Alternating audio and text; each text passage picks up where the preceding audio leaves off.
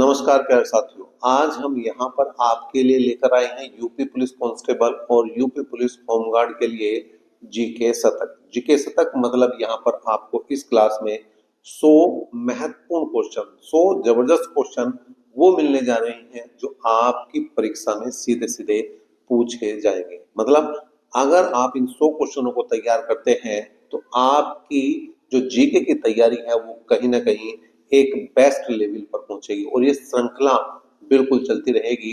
हर Sunday आपको ये 100 question मिलते रहेंगे पेपर तक।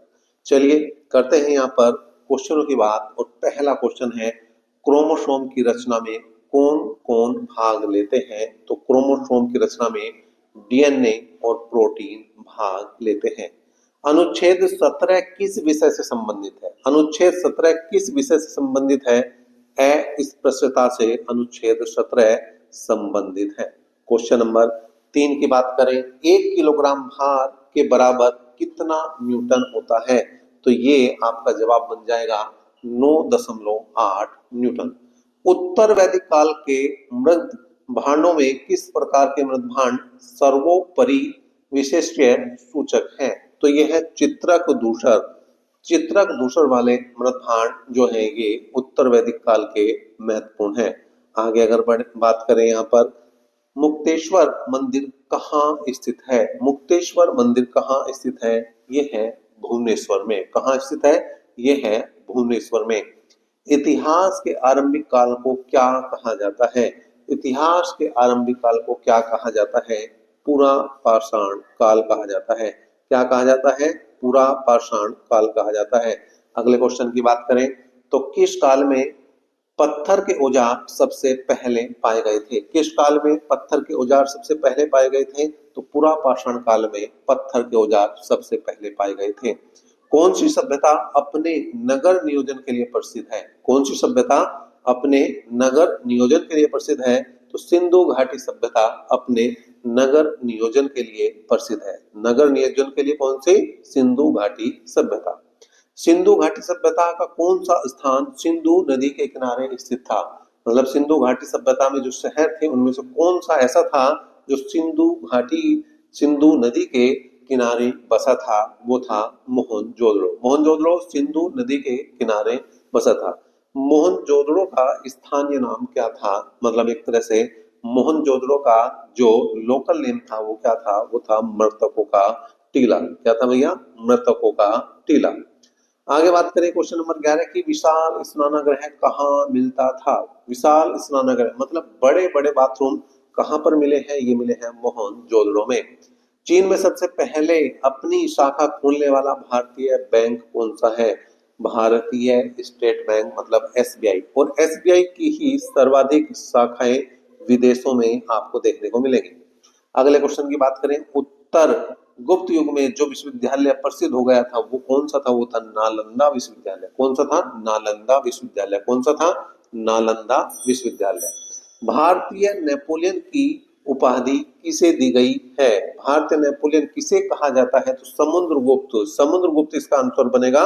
समुद्रगुप्त को भारतीय नेपोलियन कहा जाता है।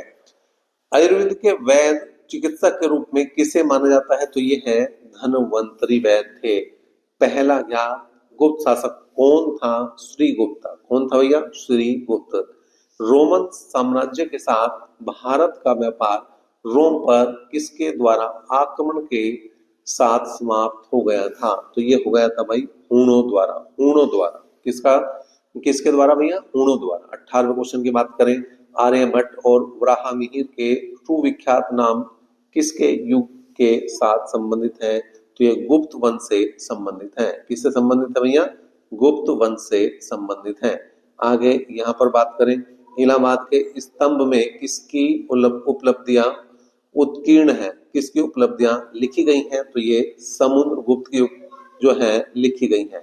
आगे बात करें, गुप्त युग का प्रवर्तक कौन था? जो पहला ज्ञात शासक है वही प्रवर्तक लगाया जाएगा और ये है श्रीगुप्त। कौन है भैया? श्रीगुप्त। कौन है? श्रीगुप्त। गुप्त काल में किस धातु के सर्वाधिक सिक्के जारी किए गए थे? तो सोने के सबसे ज्यादा सिक्के गुप्त काल में ही चलाए गए थे। धातु जो रासायनिक रूप से धातु और अधातु दोनों के रूप में व्यवहार करती है क्या कहलाती है? तो ये है मेडलाइडस। अगले क्वेश्चन की अगर हम बात करें, खट्टे फलों में कौन सा एसिड होता है? साइट्रिक एसिड होता है। और भारत में प्रधानमंत्री के ओहदे को क्या माना जाता है? कार्यकारी प्रमुख। मतलब यहाँ पर जो मेन शक्ति है वो किसके हाथ में है? प्रधानमंत्री के हाथ में है। ताजमहल, बीबी का मकबरा, एतमाउद्दौला का मकबरा जो है ये स्मारक है किस तरह के? ये मृतक व्यक्तियों के स्मारक है, मतलब किसी की याद में बनाए गए ये स्मारक है। सम्राट अशोक किसका उत्तराधिकारी था? सम्राट अशोक किसका उत्तराधिकारी था? तो ये था भैया बिंदुसार का। किसका उत्तराधिकारी था? बिंदुसार का। किसका उत्तराधिकारी था? बिंदुसार का। भारतीय संविधान को पहली बार कब संशोधित किया गया था? तो 1950 में संशोधित किया गया था। कब संशोधित किया गया था? 1950 में। रोलेट एक्ट को किस वर्ष लागू किया गया था? 1919 में। कब लागू किया गया था भैया? 1919 में। महाराणा प्रताप बुलबुल किसे कहते थे? अपने घोड़े को। महाराणा प्रताप बुलबुल किसे कहते थे? अपने घोड़े को। बॉक्सर इक्वाडर होलीफील्ड को किस नाम से जाना जाता है? द रियल डील के नाम से इसे जाना जाता है। किससे नाम से जाता है? द रियल डील के नाम से इसे जाना जाता है। सिंधु घाटी सभ्यता का बंदरगाह कहाँ पर था? तो ये बंदरगाह जो था वो था लोथल में। कहाँ था भैया? लोथल में। जैन धर्म में महावीर को क्या माना जाता है? वास्तविक संस्थापक। जैन धर्म का वास्तविक संस्थापक किसे माना जाता है? महावीर स्वामी जी को माना जाता है। क्वेश्चन नंबर 32 की बात करें, मगध के उत्थान के लिए निम्न में से कौन सा शासक उत्तरदायी है? तो बिंबिसार मगध के उत्थान के लिए प्रमुख शासक है। भारत में प्रोफेशनल T20 क्रिकेट लीग को क्या कहा जाता है? आईपीएल। आप सभी जानते हैं यहाँ पर आईपीएल खेला जाता है और बड़े बड़े खिलाड़ियों को देता है। क्वेश्चन नंबर 34 की बात करें, भारत के वर्तमान राष्ट्रपति कौन है? तो रामनाथ कोविंद यहाँ पर रिटायर हो चुके हैं। ये जो है इससे पहले थे, अब है द्रौपदी मुर्मू। अब कौन है भैया? द्रौपदी मुर्मू। सचिन तेंदुलकर को हाल ही में किस पुरस्कार से नवाजा गया था? तो पद्म विभूषण से नवाजा गया था। अगले क्वेश्चन की बात करें, इसरो के हेडक्वार्टर कहाँ पर है? बेंगलोर में है।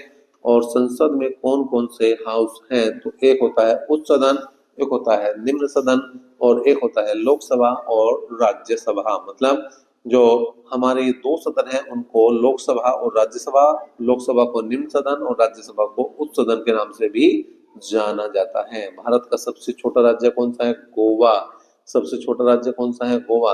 रामायण के लेखक वाल्मीकि हैं। और भारत में ब्लू सिटी के नाम से किसे जाना जाता है? जोधपुर को जाना जाता है, जोधपुर को। क्वेश्चन नंबर 41 की बात करें, भारत में कौन सी नोट इशू सिस्टम फॉलो की जाती है? कौन सी नोट इशू सिस्टम फॉलो की जाती है? तो यहाँ पर मिनिमम रिजर्व सिस्टम के तहत ये जो है करेंसी जारी की जाती है। भारतीय संविधान में कितनी भाषाओं का उल्लेख है? 22 भाषाओं का उल्लेख है। और भारत में किस राज्य की आबादी सबसे ज्यादा है? भारत में किस राज्य की आबादी सबसे ज्यादा है? तो ये है भैया उत्तर प्रदेश, ये है यूपी, ये है यूपी। मिल्खा सिंह को क्या कहा जाता है? Flying Sikh of India. Flying Sikh of India कहा जाता है यहाँ पर किसे भैया? मिल्खा सिंह को। अगले क्वेश्चन की बात करें तो भारत का सबसे बड़ा राज्य कौन सा है? तो ये है राजस्थान। भारत के 14वें प्रधानमंत्री कौन है? नरेंद्र मोदी है। बिल्कुल आप यहाँ पर चल रहे हैं वर्तमान में। और 47वें क्वेश्चन की बात करें तो गुप्त काल में कौन सी गुफा निर्मित की गई थी? अजंता गुफा निर्मित की गई थी। 7 अजूबों में से कौन सा अजूबा आगरा में स्थित है? ताजमहल। आगरा किसके लिए प्रसिद्ध है? ताजमहल के लिए प्रसिद्ध है। आगरा किसके लिए प्रसिद्ध है? ताजमहल के लिए प्रसिद्ध है। शाहदरी को किस नाम से जाना जाता है? द वेस्टर्न घाट्स के नाम से भी इसे जाना जाता है। भारत की सबसे पुरानी पर्वत श्रृंखला कौन सी है? तो अरावली पर्वत श्रृंखला भारत की सबसे पुरानी पर्वत श्रृंखला है। ट्विन सिटीज कौन से दो शहरों को कहा जाता है? तो हैदराबाद और सिकंदराबाद को जुड़वा शहर के नाम से जाना जाता है। भारत के राष्ट्रपिता कौन है? तो ये कहे जाते हैं महात्मा गांधी। और हमारा राष्ट्रगान किसने लिखा था? रविंद्रनाथ टैगोर ने लिखा था। किसने लिखा था? रविंद्रनाथ टैगोर ने लिखा था। Father of the Indian constitution किसे कहा जाता है? डॉक्टर बी आर अम्बेडकर को, डॉक्टर भीमराव अम्बेडकर को। भारत का गणतंत्र दिवस कब मनाया जाता है? हर वर्ष 26 जनवरी को गणतंत्र दिवस और 15 अगस्त को स्वतंत्रता दिवस मनाया जाता है। आंध्र प्रदेश का लोक नृत्य कुचिपुड़ी है। आंध्र प्रदेश का लोक नृत्य कौन सा है? कुचिपुड़ी है। भारत के गृह मंत्री कौन है? तो ये अमित शाह है। कौन है? अमित शाह है। आगे बात करें तो भारत के वित्त मंत्री कौन है? वित्त मंत्री निर्मला सीतारमण। आप बिल्कुल जानते हैं निर्मला सीतारमण। भारत के आरबीआई गवर्नर कौन है? शशिकांत दास। ये पहले थे। वर्तमान के आप मुझे बता सकते हैं कमेंट बॉक्स में कमेंट करके कौन है। अगले क्वेश्चन की बात करें तो किस भारतीय ने प्रबुद्ध भारत पत्रिका शुरू की थी? प्रबुद्ध भारत पत्रिका किसने शुरू की थी? स्वामी विवेकानंद ने। फेसबुक के संस्थापक कौन है? मार्क जुकरबर्ग है। मार्क जुकरबर्ग इसका सही जवाब है। अगले क्वेश्चन की बात करें, भारत में पहला फोन कब लॉन्च किया गया था? 1995 में लॉन्च किया गया था। और यहाँ पर लिवरेज एडू के संस्थापक कौन है? अक्षय चतुर्वेदी इसके संस्थापक हैं। सीए का फुल फॉर्म क्या होता है? चार्टर्ड अकाउंटेंट होता है। और भारत में लाइसेंस प्राप्त करने की न्यूनतम आयु 18 साल है। 18 साल अगर पूरे हो जाते हैं तो आपका डीएल बन जाएगा। महात्मा गांधी की हत्या कब हुई थी? 30 जनवरी 1948 को हुई थी। वह प्राचीन नाम क्या है जिससे पटना नगर को जाना जाता है? पाटलिपुत्र जो है यहाँ पर इसका पुराना नाम है। 1930 की प्रसिद्ध नमक यात्रा सत्याग्रह का नाम क्या था? दांडी यात्रा था। क्या था भैया? दांडी यात्रा था। किसे सीमांत गांधी कहा जाता है? अब्दुल गफ्फार खां को सीमांत गांधी कहा जाता है। वंदे मातरम गीत के लेखक बंकिम चंद्र चटर्जी हैं। बंकिम चंद्र चटर्जी यहाँ पर वंदे मातरम गीत के लेखक हैं। कौन सा भारतीय स्वतंत्र भारत का पहला गवर्नर जनरल था? सी राजगोपालाचारी। कौन था भैया? सी राजगोपालाचारी। कौन था भैया? सी राजगोपालाचारी। सर्वप्रथम किसने कहा था स्वतंत्रता मेरा जन्म सिद्ध अधिकार है? बाल गंगाधर तिलक ने कहा था। किसने कहा था? बाल गंगाधर तिलक ने कहा था। मोहनजोदड़ो को अन्य किस नाम से जाना जाता है? माउंट ऑफ डेड कहा जाता है। माउंट ऑफ डेड मृतकों का टीला। ये पहले भी हमने क्वेश्चन इसी 100 क्वेश्चनों में बताया है। शाहनामा किसकी कृति है? मतलब शाहनामा की रचना किसने की थी? फिरदौसी ने की थी। किसने की थी भैया? फिरदौसी ने की थी। फतेहपुर सीकरी की स्थापना का श्रेय किसे जाता है? अकबर को जाता है। और संविधान में संशोधन नहीं किए जा सकते, ये है जनमत संग्रह से। जनमत संग्रह से नहीं किए जा सकते। जो पब्लिक चाह रही है उसे नहीं, जो राजनेता चाह रहे हैं, जो संसद में बैठे आपके सांसद चाह रहे हैं, वो यहाँ पर संविधान संशोधन हो सकता है। भारत में कब पहली बार राष्ट्रीय आपातकाल घोषित किया गया था? तो 1962 में घोषित किया गया था। संविधान सभा ने भारत के संविधान को कब अंगीकृत किया था? तो यहाँ पर संविधान सभा ने जो ऑप्शन यहाँ पर थे उनमें से इनमें से कोई नहीं जवाब बन जाएगा। हमने विश्व के किस राष्ट्र के संविधान से अपने मूल अधिकारों की संकल्पना ग्रहण की है? वो की है भैया अमेरिका से, यूएसए से। यदि राष्ट्रपति का पद खाली है तो उसे कितनी अवधि के अंदर भरना आवश्यक है? 6 माह के अंदर उसे भरना आवश्यक है। भारतीय संविधान का कौन सा अनुच्छेद जम्मू कश्मीर राज्य को विशेष दर्जा देता है? अनुच्छेद 370 जो समाप्त हो चुका है। अब ये विशेष राज्य का दर्जा समाप्त हो चुका है। आगे बात करें तो राज्यसभा के सदस्य का कार्यकाल कितने वर्ष का होता है? 6 वर्ष का होता है। फोर्थ स्टेट पद किससे संदर्भित है? मतलब फोर्थ स्टेट किसे कहा जाता है? प्रेस को कहा जाता है। भारत के प्रथम उपराष्ट्रपति कौन थे? यहाँ पर डॉक्टर एस राधाकृष्णन जो है भारत के पहले उपराष्ट्रपति थे। रीचर पैमाने पर किसको मापा जाता है? तो ये रीचर नहीं है, ये है रिएक्टर। रिएक्टर पैमाना जो है वो भूकंप की तीव्रता को बताता है। भारत के उत्तरी मैदानों की मृदा सामान्यतः कैसी बनी है? ये है तलोचल द्वारा बनी है। भारत में सफेद क्रांति का जनक किसे कहा जाता है? डॉक्टर वर्गीज कुरियन को कहा जाता है। रणथंभौर चीता शरण स्थल कहाँ पर है? राजस्थान में है। रणथंभौर नेशनल पार्क जो है वो राजस्थान में है। जो चीता के लिए संरक्षित है। भारत के किस राज्य में जनसंख्या घनत्व सर्वाधिक है? तो बिहार में है। अगर राज्यों के हिसाब से देखेंगे तो बिहार में, और अगर केंद्र शासित के हिसाब से देखेंगे तो दिल्ली है। ब्रह्मपुत्र नदी का उद्गम कहाँ से हुआ है? ब्रह्मपुत्र नदी का उद्गम कहाँ से हुआ? तिब्बत में कैलाश पर्वत पूर्वी ढाल से। भारत में कौन सा राज्य सबसे अधिक राज्यों की सीमाओं को स्पर्श करता है? उत्तर प्रदेश है। और अगर बात करें भारत में सबसे लंबा रेलवे जोन कौन सा है? तो उत्तरी रेलवे है। एनआर जो है सबसे लंबा रेलवे जोन है। भारत किसके उत्पादन में आत्मनिर्भर हो गया है? लोहे के उत्पादन में भारत आत्मनिर्भर हो गया है। कौन सा कर संघ द्वारा लगाया जाता है और राज्य द्वारा उगाही की जाती है? स्टाम्प शुल्क। तेजड़ियां और मंदड़ियां वाणिज्य के किस पहलू से संबंधित है? ये स्टॉक मार्केट से संबंधित है। कौन सा कर ऐसा है जिससे कीमत में वृद्धि नहीं होती? तो आयकर से कीमत में कोई वृद्धि नहीं होती। विश्व स्वर्ण परिषद की रिपोर्ट्स के अनुसार कौन सा देश स्वर्ण का सबसे बड़ा आयातक है? तो भारत ही सबसे बड़ा आयातक है। भारत में यहाँ पर डिमांड स्वर्ण की हमेशा बनी रहती है। हार्ड करेंसी का क्या अर्थ है? वह मुद्रा जिसकी आपूर्ति मांग की अपेक्षा कम हो उसे हार्ड मुद्रा कहते हैं।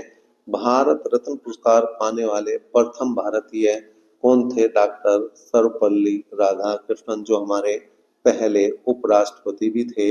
वो यहाँ पर क्या थे भैया? पहले भारत रत्न प्राप्त करने वाले थे। तो ये कुल मिलाकर 100 क्वेश्चन है, क्योंकि बीच में एक क्वेश्चन पर नंबर नहीं डला था, इसलिए ये 99 क्वेश्चन आपको दिखाई दे रहे हैं। अगर आप देखोगे तो ये 100 क्वेश्चन है, पूरे के पूरे आपके हमने यहाँ पर करा दिए हैं। कितने भैया?